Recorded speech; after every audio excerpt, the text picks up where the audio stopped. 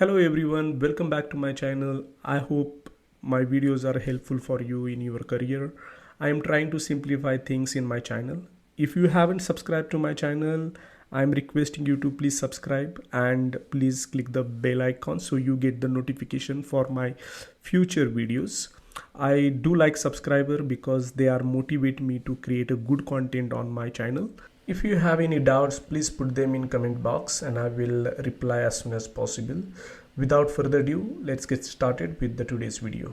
Thank you. In the last video, we have seen this how we can connect your personal domain, your own domain with the Office 365. So whenever you create a new user, you can set them with your default domain like login ID.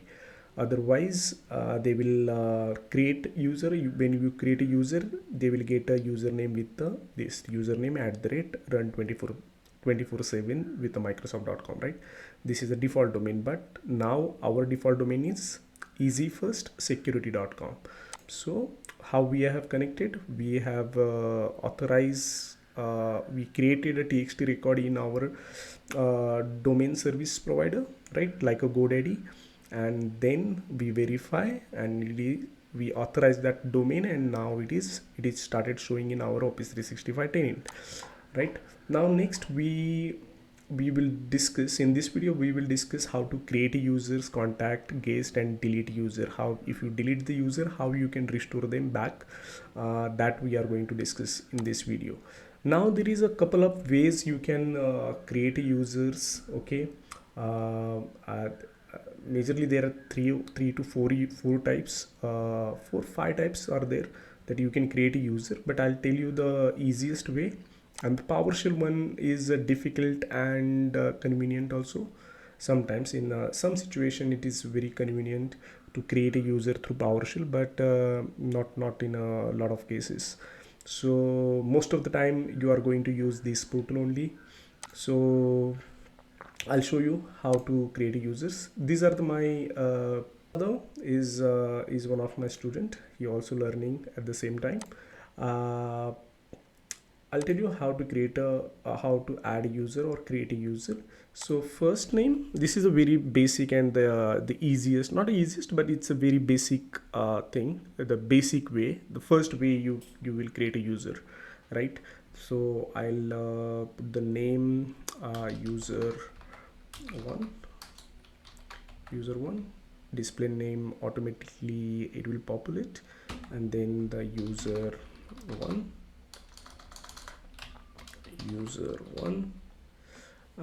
First letter should not be capital, it's not required. Everything should be in small. User one, and automatically create a password because we are going to give this password to user, right, our end users. So they need to, we don't have to create our own password, so Microsoft will create default password, and that would be easiest way.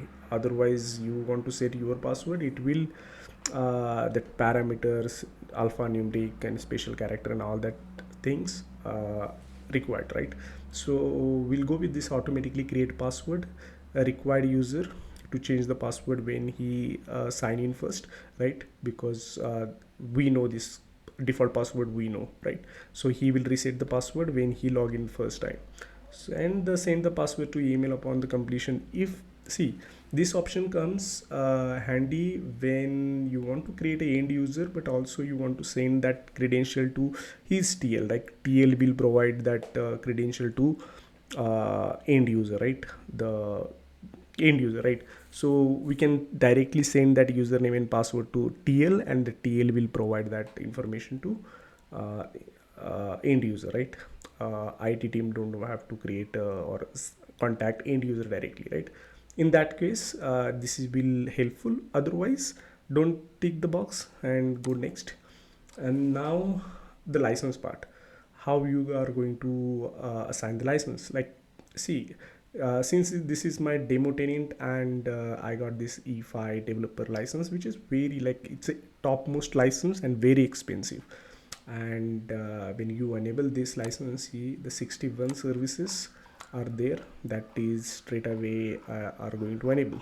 But in the production environment, if you see, you will not see such a licenses are given to everyone, right? It's kind of like top management, very important persons. That time only we assign this license. Usually that happens, like CEO, top management peoples get such kind of licenses because it comes with a lots of limitations, and it also provides a lot of security.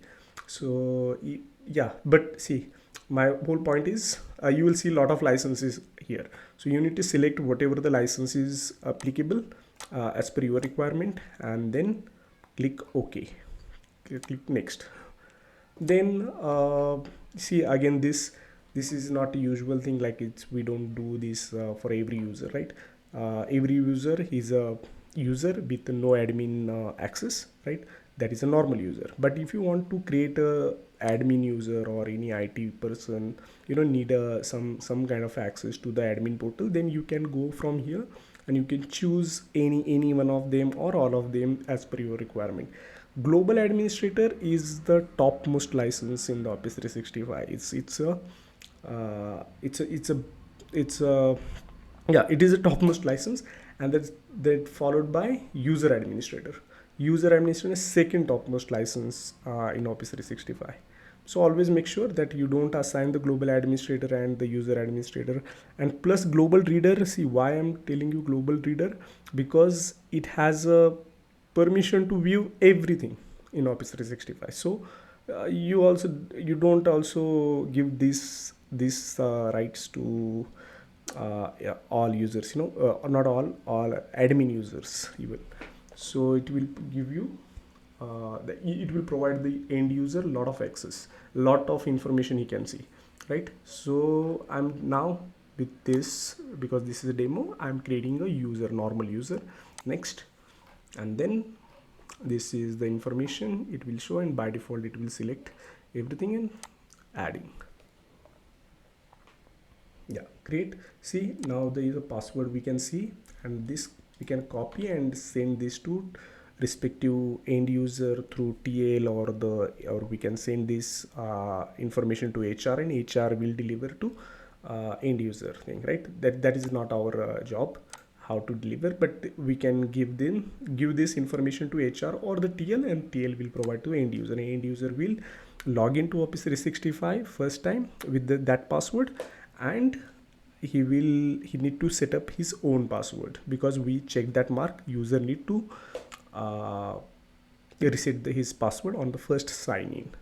Now there is another way you can create another way you can create a user by user template. What does it mean? uh, User template comes in a picture when you have a sales department, you have some production department, you have a quality department, or like in a call center there are a lot of telecallers comes, and they come up, they have a set of requirement, set of permissions, set of license, right? So in that case, what we can do, we can add a template, like the HR, okay, HR, and this is for HR team, right? I'll create, publish this template, yes, so anyone can use this template. Next. They will, whenever you use this template, they will come up with the default domain, right? If we have a lot of different domains, then you can, this drop down will be there, and it will show another domain also. Auto generate password, require user to change the password on first sign in, and then I'll click next. License, what kind of license I can assign, I'll choose this license, and no permission at all, and then I will finish. See, now what is the difference now when you want to create a user? So I'll create a user from the HR. See, HR, sorry, HR team, display name, username HR team, and the automatically it's created. See, and we don't have to choose any password right here, right? It will auto generate. Send a password on the email, that is also not required. Template, we have used HR, but you can also use if there is another template that you can choose. And then all these things are pre-populated, and add user. That's it. See, it is very easy. It is given you, so you don't have to choose every time different licenses or different things, because in a production environment, why I'm telling this, in the production environment there is a set of licenses are there that you need to assign particular user, particular department, and that becomes very hectic when you create a user. Every day you have to create a user, and then you have to check your notes and select the license, type of the license, and assign, right? So this will helpful when you have to create one type of user again and again. And then there is a third option, so multiple users. See, this is multiple user. You can just put the first name, last name, and username, and it will create a next, and the assign the license, and the same thing, right? Again, there is another way, that is you can create multiple users with the CSV.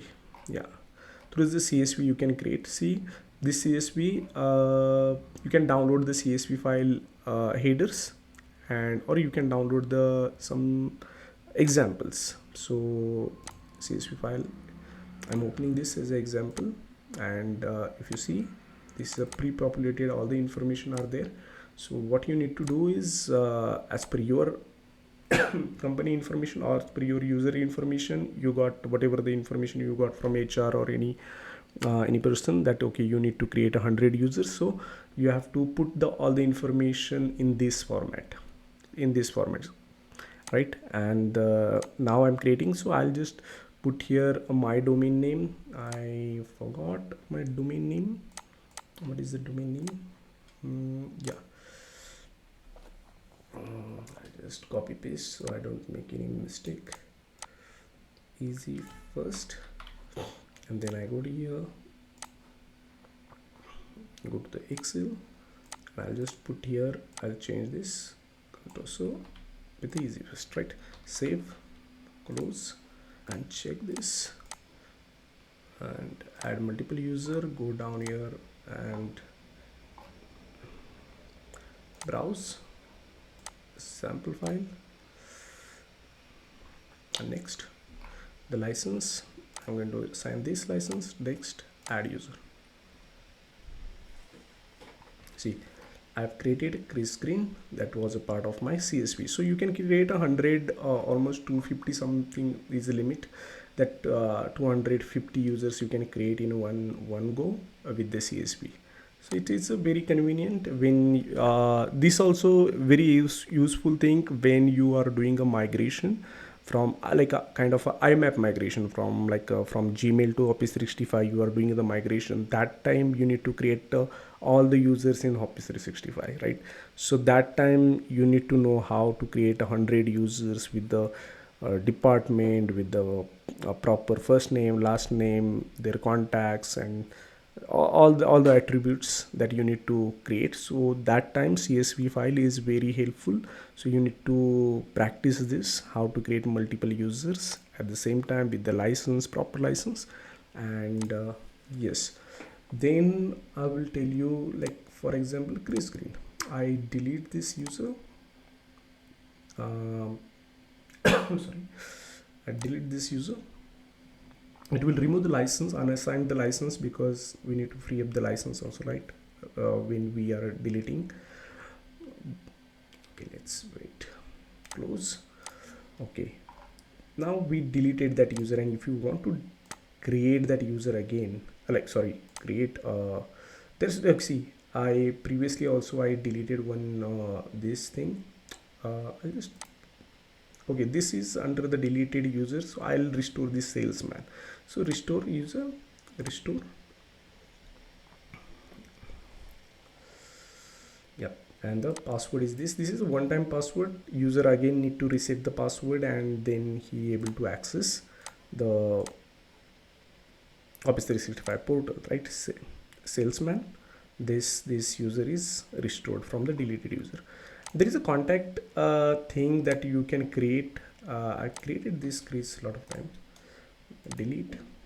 See, contact also again the easy first name, last name, display name. Contact is basically you can add your Gmail account like Amol at the rate Amol.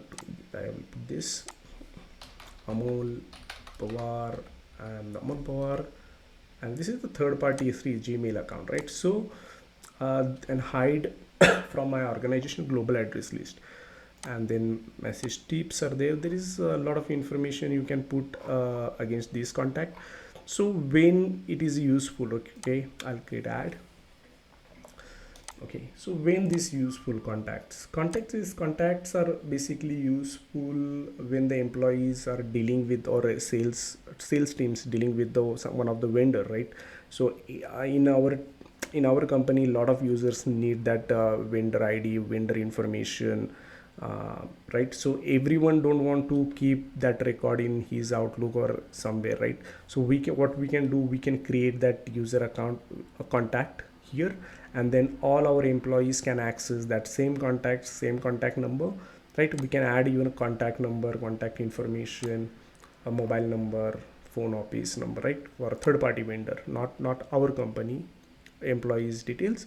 It's a third party vendors details we can add here, and they can easily get the email ID and their contact number, and they can reach out to them, seek a service, or any whatever the things they want to do, they can do it easily. It is a handy kind of phone book, right?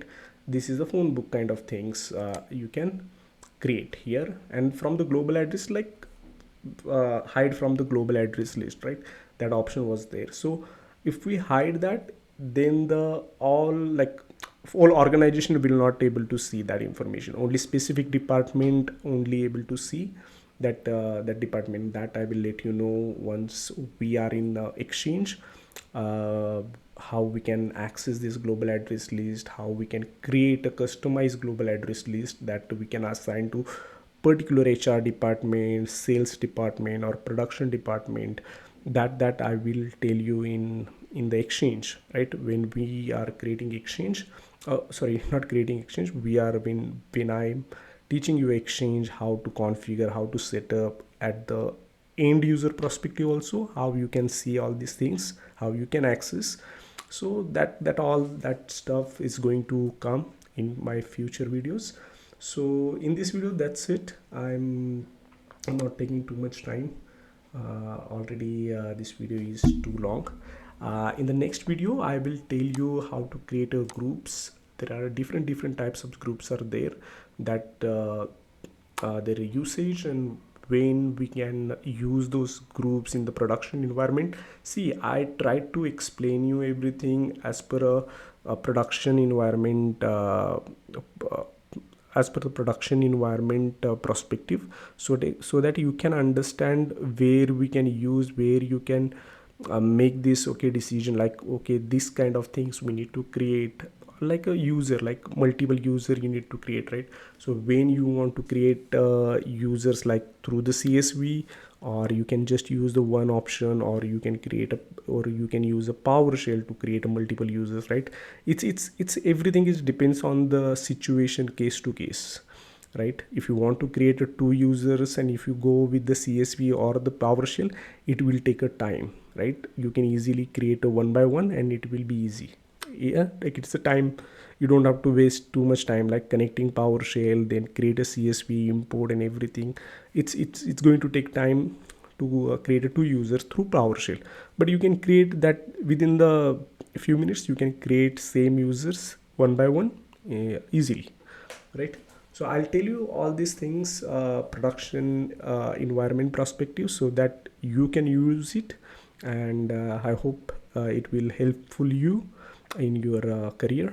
Okay, and please subscribe to my channel if you liking my content, and please comment in below comment section if you have any doubt, or you want to improve, if you want me to improve anything on any part, please do let me know. I will I will take your suggestion positively. Thank you. Bye.